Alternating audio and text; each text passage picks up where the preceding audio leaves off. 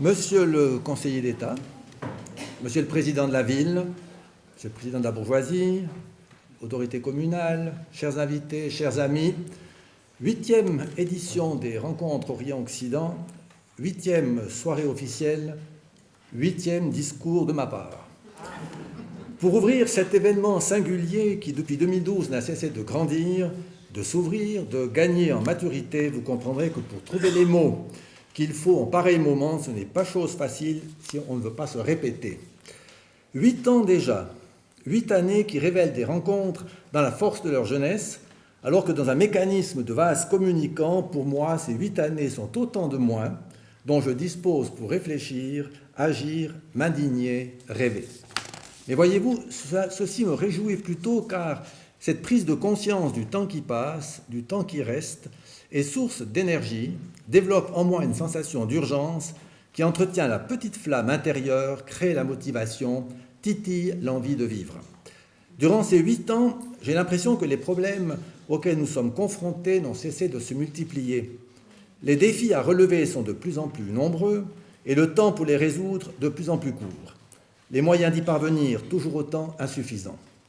Nous nous rendons compte, à moins d'être sourds et aveugles, qu'une course contre la montre est engagée, que les heures d'insouciance sont devenues à l'heure d'inconscience et que si la Terre est un pays des merveilles, nous sommes aujourd'hui pour le sauver, ceci dit avec malice, comme le lapin qui ne cesse de dire à Alice « Je suis en retard, je suis en retard ». L'idée d'un vivre ensemble résonne de plus en plus comme une forme d'angélisme. Les relations humaines se crispent, se radicalisent, le « un pour tous » semble laisser la place au chacun pour soi. Certes, mais alors que font les rencontres Orient-Occident dans le Château-Mercier serait un peu la muse, dans cette galère voguant sur une mer de plastique, face à un monde naviguant sur un radeau de plus en plus médusé, bien loin d'une croisière s'amuse. Toute la programmation des rencontres a-t-elle un sens, et si oui, lequel? En me posant la question, je me suis dit, c'est peut-être tout simplement le sens de la vie. Bien, mais est-ce le sens de la vie vu à travers la BD de Zepp et de son jeune héros Titeuf, ou plutôt celui des Monty Python qui manient avec talent, humour décalé, impertinence et créativité? S'agissant des rencontres Orient-Occident 2019, le sens de la vie pourrait bien finalement s'inspirer de ces deux univers. En effet, pour cette 8e édition, nous avons voulu, avec Marie-Laure Sturm, parler davantage à la jeunesse de ce canton, cette prometteuse bande destinée à écrire l'avenir de notre pays. Nous avons souhaité positionner cet événement sur le plan de la formation, de l'éducation, tout autant que celui de la culture. Mais en même temps, aborder divers sujets d'une actualité souvent brûlante, avec la plus grande liberté de parole, avec la force du fond et la simplicité de la forme qui permettent de traiter de sujets graves, tout en donnant du plaisir et de l'émotion, à savourer comme un air de mirliton ou un cocktail qui serait garni d'un zeste de Monty Python. Le sens de la vie, cette expression peut vouloir dire deux choses. Quelle est la raison, le but de notre existence, mais aussi quelle direction donner à notre vie? Les rencontres Orient-Occident, en toute modestie et humilité, tentent d'apporter quelques éléments de réponse à ces questions. Elles ont l'espoir de fournir quelques clés pour comprendre, décrypter les processus qui régissent les relations humaines, avec l'objectif d'un vivre ensemble harmonieux. Elles puisent en quelque sorte leur inspiration dans la Déclaration universelle des droits de l'homme, dont la défense représente, semble-t-il, de plus en plus un défi. Ces rencontres veulent apporter leur contribution pour le relever dans une démarche qui m'apparaît d'autant plus nécessaire et utile qu'elle semble se positionner à contre-courant des idées politiques les plus répandues, nourries par les populismes, les nationalismes, les dérives des systèmes économiques, les intolérances de plus en plus violentes face à toute forme de différence. Nous sommes aujourd'hui à une importante croisée des chemins, mais il ne s'agit plus d'un simple choix binaire entre la voie d'une gauche à la rose ou celle d'une droite coup de poing. Je crois qu'il est temps de réinventer nos modes de fonctionner, de repenser les règles de nos systèmes politiques dans le respect de nos cultures respectives, de trouver d'autres voies plus équitables permettant un meilleur partage de nos richesses, de nos ressources, garantissant une vraie protection des plus faibles, des plus démunis, mais aussi de notre environnement et de la nature. Autant de défis que les rencontres Orient-Occident sont fiers d'aborder grâce à la présence éclairée et éclairante de toutes les personnalités invitées à s'exprimer durant ces prochains 10 jours. Fasse donc que ce 8e rendez-vous continue de nous enrichir, de nous nourrir sur les plans intellectuels, spirituels et émotionnels pour que l'on puisse découvrir chaque jour un peu plus quel est véritablement le sens de la vie. Et maintenant, j'ai le plaisir de passer la parole à M. Darbellet, conseiller d'État, qui nous fait vraiment exceptionnellement, comment dire ça, par rapport à un emploi du temps très chargé, et malheureusement il devra nous quitter tout à l'heure, il nous fait vraiment le plaisir et l'honneur d'avoir pu s'arranger d'être présent parmi nous, et on tenait à sa présence justement pour montrer à quel point ces rencontres tentent aussi de s'orienter sur le plan de l'éducation et de la formation, et non seulement sur le plan culturel. Monsieur Darbellet, vous avez la parole.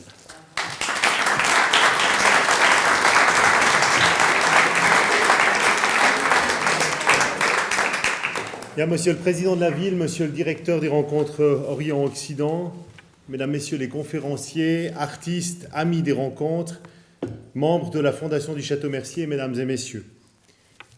Le dialogue est une appréciable vertu, mais il n'est pas ni naturel, ni génétique, et c'est là son originalité et sa force. Pour qu'il s'instaure et qu'il rayonne, il faut des bonnes volontés qui s'additionnent, des bienveillances, et au-delà de notre environnement paisible du Château-Mercier, on voit bien à l'échelle de la planète le nombre de ponts rompus, de barrières érigées, de banquises d'incompréhension, de méfiance et de mépris qui sont autant de landes de l'incompréhension ou de la haine. Aussi, il est juste de saluer aujourd'hui cette belle initiative de tous ceux qui croient aux vertus du dialogue et de l'échange. Pour qu'une ligne ne soit pas fracture, mais une ligne de partage, il faut que par-dessus les enracinements, des mains se tendent, des voix se parlent et des curiosités se cherchent. C'est l'ignorance qu'il faut combattre et cheminer vers les autres avec la conviction que le monde est trop beau pour le livrer à la barbarie et se consacrer au repli sur soi. Vous avez eu la généreuse idée de faire de Sierre et du Valais, pour la 8e fois et pour une dizaine de jours, un espace où l'Orient et l'Occident se parlent et fraternisent. Nous en sommes grés. Comme vous, nous sommes sensibles à la séduction de ce que nous ne connaissons pas, de l'inconnu. Nous croyons à la beauté de ces chemins qui nous conduisent vers l'autre et qui élargissent nos horizons.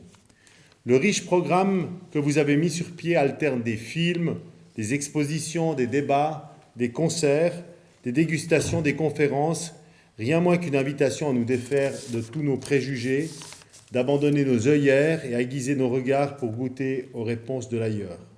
Ce n'est pas l'Orient seul qui est offert sous quelques-unes de ses facettes, c'est surtout une rencontre entre l'Orient et un Occident d'ouverture et d'accueil. Et sur le drapeau de vos journées, c'est bien le mot « rencontre » qui résonne et qui est au cœur. Votre programme est un bouquet. Il nous appartient à tous de ne pas choisir des fleurs séchées, mais les fleurs du printemps, de celles que nous passons de main en main. Vous êtes les chevilles ouvrières de ces rencontres.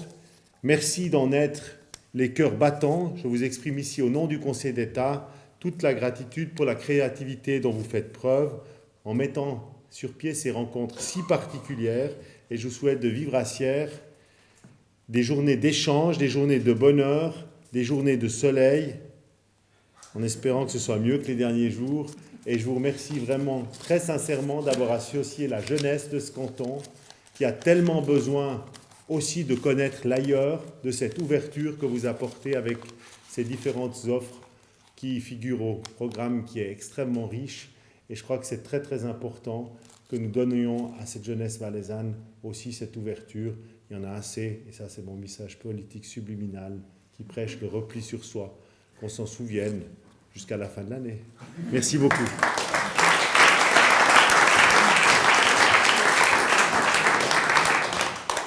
Merci, Monsieur le Conseiller d'État, de votre présence, encore une fois, de votre soutien, de votre ouverture, de votre disponibilité, et de nous aider justement dans cette démarche que l'on essaye de développer chaque année davantage auprès de la jeunesse de ce canton. En tout cas, un grand merci. Et maintenant, je passe la parole au président de la ville de Sierre. Sierre respire ces jours, donc, mais Sierre aspire aussi à l'ouverture et à l'élargissement justement des connaissances. Donc, un grand merci de votre présence et la parole.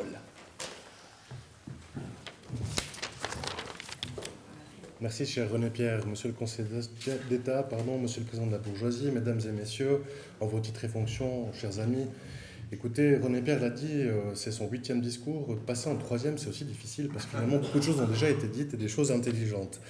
Mais moi, j'aimerais commencer comme ça. Vous l'avez vu, les deux hauts d'Orient et d'Occident, comme un symbole d'alliance, ils sont entrelacés sur le logo de la manifestation pour l'affiche de cette année. Et deux hauts, si on met un trait d'union entre les deux, puis qu'on regarde ça, ben, qu'est-ce qu'on voit, qu'est-ce qu'on peut imaginer, ces deux cercles? Finalement, eh bien, moi, j'y vois des lunettes. Des lunettes qui sont là pour finalement observer le monde et finalement pour nous observer nous-mêmes. Alors, par cette petite image, j'aimerais parler finalement de nos visions qui sont complémentaires et ces visions qui sont réunies ici, à Sierre, avec l'espoir de voir mieux et de voir un peu plus loin.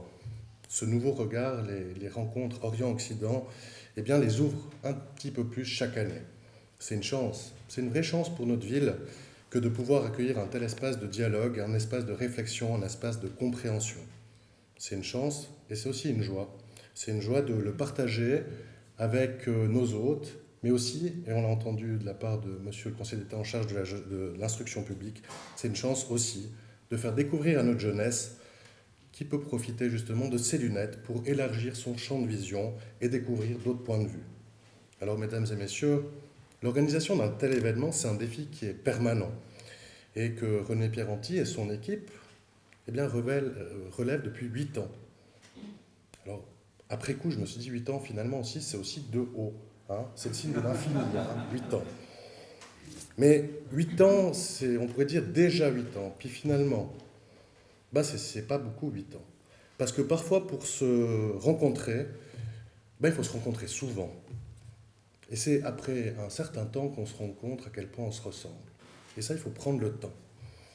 Mais donc, depuis 8 ans, bah, finalement, les organisateurs, ils ne ménagent pas leur énergie, ne ménagent pas leur peine pour monter un programme, et on l'a déjà entendu, qui est d'une richesse incroyable. Plus de 40 événements, 40 rendez-vous. Là, vous allez taper aux portes des penseurs, vous allez taper aux portes des artistes d'à travers le monde. Vous faites jouer leur réseau, vos réseaux. Vous arrivez à convaincre des personnalités de haut vol pour les accueillir. Et puis ensuite, vous faites vivre une manifestation. Et la richesse de votre programme, sa multiplicité, je dois vous le dire, ça m'ébahit. Ça m'ébahit et ça me touche parce que ces rencontres, elles offrent à notre région et à l'ensemble du canton des occasions uniques de partager et de contempler dans les domaines de la pensée et dans le domaine des arts. Et je crois, mesdames et messieurs, que pour ce travail, pour cet engagement de longue haleine, eh bien, j'aimerais vous dire, à mon nom et au nom de la ville de Sierre, un franc bravo et un vrai merci. Et je crois que vous méritez eh bien, nos applaudissements aussi vraiment pour l'engagement que vous donnez pour faire vivre cette culture, pour faire vivre cette réflexion. Et je vous en remercie. On applaudira à la fin. Je l'ai dit, c'est une édition 2019 qui est toujours plus riche. Et puis, elle nous plonge dans une histoire qui est partagée depuis des siècles. Mais elle nous plonge aussi dans l'actualité. Brûlante, a dit René Pierre. Moi, je dirais en mouvement. C'est le défaut de ma jeunesse par rapport à René Pierre. J'arrive pas encore à être à ce point déprimé que de voir que des choses négatives. Il me semble que finalement le soleil de Sierre, monsieur le Conseil d'État, il est là, et puis que je suis convaincu que notre humanité, donc nous tous ensemble, nous aurons cette capacité à aller de l'avenir, à aller de l'avant. Mais bon, vous traitez de sujets qui sont sensibles, qui sont importants. Révolution numérique, crise migratoire, médiation diplomatique, action de réconciliation, l'état de santé de notre démocratie, on en parle beaucoup, surtout nos voisins européens ces temps. Et tous ces thèmes, ils nous interpellent, tous ces thèmes, ils nous concernent. Et ces rencontres, les rencontres Orient-Occident, amènent un point de vue aussi sur l'économie, sur l'aménagement du territoire. C'est des thèmes qui entrent en résonance avec nos actions politiques au niveau local. Et je pense notamment aux villes éco-solidaires et du débat qui aura lieu lundi 27. Et au moment où toutes les villes, toutes les collectivités publiques intègrent toujours plus ces notions de développement durable, c'est heureux aussi que vous ayez pensé à intégrer ces notions. Donc, et pour terminer, pendant ces 10 prochains jours, il y aura un dialogue entre les cultures, il y aura le partage d'expériences humaines qui font là aussi se raconter à travers des films, à travers des expositions, des concerts, et ce sera l'occasion de partager des émotions, des points de vue, des idées, et c'est surtout l'occasion de prendre le temps. Et dans un monde qui est par trop pressé, prendre le temps, pour moi, c'est quelque chose de très important. Et pour cela, mesdames et messieurs, chers invités, je crois que vous êtes au bon endroit. Vous êtes dans un endroit qui vous permet de vous rencontrer, car notre petit territoire est synonyme de rencontre.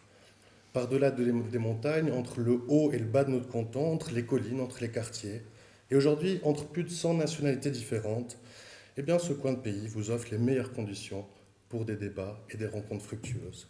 Bienvenue à Sierre. Merci.